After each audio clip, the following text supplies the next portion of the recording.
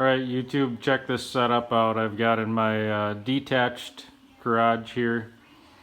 It's a 3-car garage.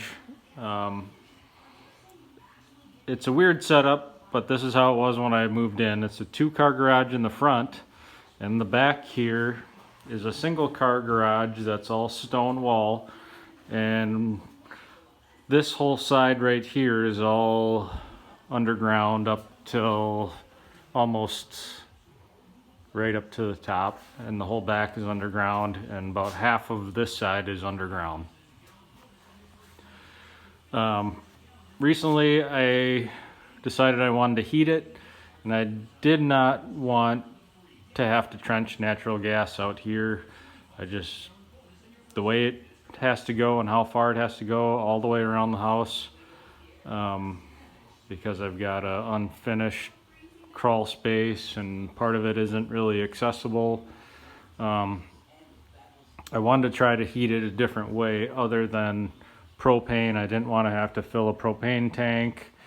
I didn't want to have to fumigate myself with a kerosene heater like that guy right there that I had been using. So I found myself a used Richmond 220 water heater here. And I've got a boiler slash circulator pump here.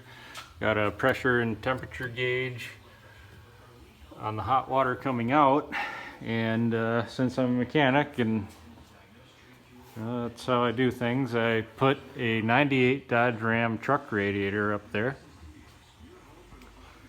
with a 4500 CFM attic fan that I had, and that is being controlled by this Ranco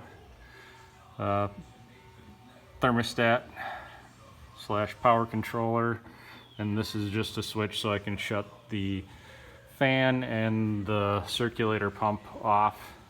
The water heater is its own separate thing. It's just plugged into 220 doing its thing, cycling.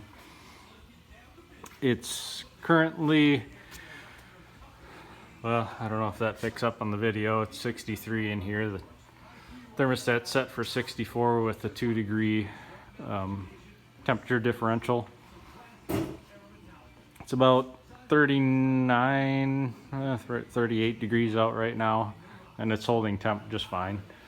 It blows a lot of hot air out of this radiator, as you can imagine. Right now it's just the radiator cap is the system pressure, holding the system pressure in this setup. There is no expansion tank. There is no air separator. There is no fill valve, other than I actually filled it from the bottom there with the garden hose. Just running straight water in it right now in the testing phases to see that it is going to work as I intended it to. And so far, last 2 days, it's been working great.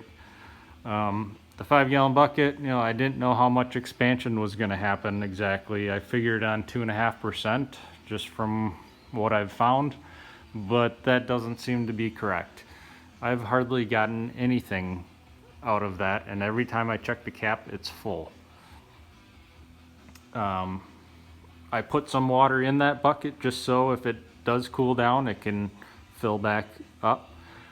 Eventually I'm going to get a better container, but I didn't know exactly what size container, and I didn't want to really invest anything in it until I knew what it needed. I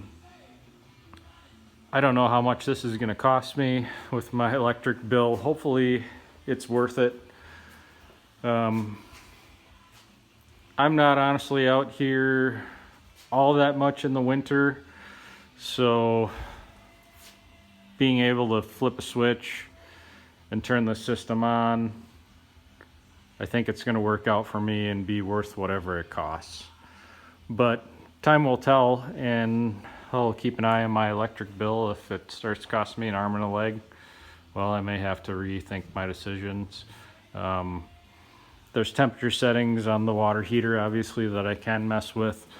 There is a high, medium, low setting on the circulator pump that I can mess with. I've been running it on medium. It seems to work okay. Haven't done a whole lot of messing with it yet. The blower fan has a low and a high setting on it. I've been running it on the low just because it's quieter and it seems to be putting out plenty of heat just on low, but that could be something to try in the future if I do have problems holding temp when it is actually colder outside. But if anybody's got any helpful input, if you want to tell me I'm an idiot, if you want to tell me how many code violations I've successfully made here, please, by all means, leave a comment. Let me know. Any constructive criticism would be appreciated.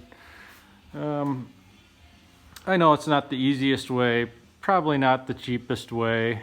I know there are plenty of other ways to heat a garage, but sometimes a man's just got to do what a man's got to do and do a little experiment, a little experimenting for himself. So had the time and had some parts sitting around, and this is what I put together. So there it kicks on right now. All right. Well, that's it. Thanks, guys.